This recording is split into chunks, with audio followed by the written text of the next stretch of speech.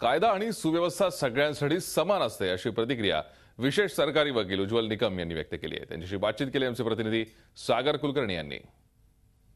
याकूब मेनन याला फाशी देण्यात आलेली आहे। या साऱ्या प्रकरणामध्ये जे काही महत्त्वाची भूमिका केली उज्ज्वल निकम आपल्यासमोर आहेत। साऱ्या प्रकरणानंतरनं वेगवेगळ्या घटना घडल्या, रात्रभर सुरू होती सगळी प्रक्रिया, पण अखेर झालेली आहे।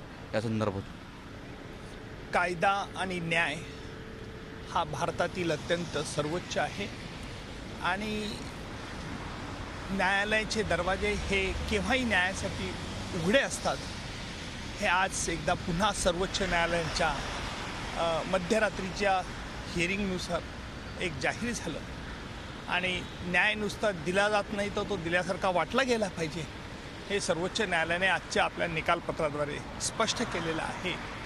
आणि दहशतवादी असो की सामान्य गुन्हेगार असो, न्याय सगळ्यांसाठीच सारखा आहे हे आज सिद्ध झालेलं आहे। रात्रभर ह्या साऱ्या गोष्टी न्यायालयीन प्रक्रिया सुरू होत्या, याचिका दया याचिका सुरू होत्या, याच्यावर काय साधारणतः निश्चितपणे ज्या वेळेला फाशीचा कैदी असतो तो स्वतःला जीव वाचवण्याकरता धडपड करत असतो, हे पुन्हा एकदा सिद्ध झालेलं आहे।